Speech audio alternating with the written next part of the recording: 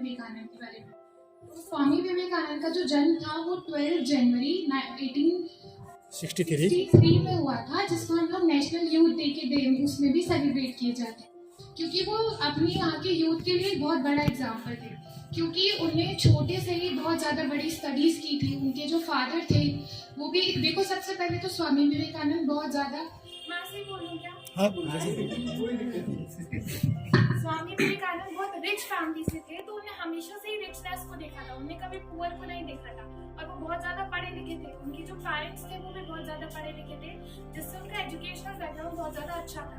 उन्हें बहुत ज़्यादा पढ़ाई करी हर एक चीज़ में। 8th क्लास जब वो 8 साल के हुए तो उन्हें एक इंस्टीट्यूशन ज्वाइन किया, जिसमें वो राजा राम मोहन रॉय से टकराए थे, जिसमें उनके साथ उनकी जो ट्यूनिंग है वो बहुत अच्छी देखने के लिए मिली। राजा राम मोहन रॉय वही है जिन्होंने सती प्रथा को अबॉलिश कराया था। फिर धीरे धीरे वो जैसे जैसे अपनी लाइफ में आगे बढ़ते गए, उन्हें अचीवमेंट्स करते गए।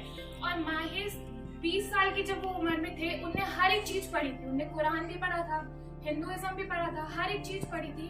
और अपनी आइडियोलॉजी इतनी अच्छी बताई थी कि जो भी कोई भी धर्म गुरु किसी भी धर्म का आ जाए तो उनके सामने उनसे ज्यादा नहीं कर सकता था, क्योंकि उन्हें पढ़ी थी सारी की सारी चीजें। और उन्हें एक बहुत अच्छा एग्जाम्पल सेट किया था अपने यूथ के आगे। वो पहले गरीबों को बहुत ज्यादा दान करते थे, तो उनसे एक बार बोला था कि आप इतना ज्यादा गरीबों को दान क्यों करते हो? आप एक रिच फैमिली से हो तो आप इंजॉयमेंट करो ना, आप दान क्यों करते हो?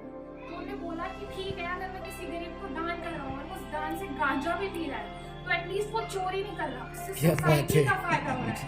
तो ये चीज स्वामी विवेकानंद की सोच थी कि आप जो दान दे रहे हो उसके बाद ये मत देखो कि वो उस चीज का क्या कर रहा है, आप ये देखो कि आपने कोई पॉजिटिव चीज की। वो यूथ के लिए बहुत ज्यादा इम्पोर्टेंट थे। उसके लिए 3 वजह थी। सबसे पहले उनकी एजुकेशन बहुत ज्यादा अच्छी थी। जब वो 20 साल के थे तभी उन्होंने ऑलमोस्ट सारी चीजें कवर कर ली थी, जो कि एक यूजुअल स्टूडेंट को करने में 40 से 45 साल लग जाए। उसके बाद एक कॉन्फ्रेंस हुई थी चिकागो में, जो कि हुई थी धर्म से रिलेटेड। तो वहाँ पे उन्होंने हिंदुइज्म को इतना ज़्यादा अच्छे से रिप्रेजेंट किया था, जिसकी वजह से इंडिया आज भी जाना जाता है। हिंदुइज्म को वहाँ पे बहुत अच्छी नज़र से देखा जाता है। ये हमारे पास विवेकानंद जी का कॉन्ट्रीब्यूशन है। और उन्हें इतनी छोटी सी उम्र में इतना सब कुछ किया था, तो इससे हमें पता चलता है कि जो यूथ है उसको भी ऐसा ही होना चाहिए, क्योंकि यूथ के हाथ में सब कुछ होता है। अपन का जो इंडिया है उसके अगर सेंसस देखे तो अपन का 50% यूथ है।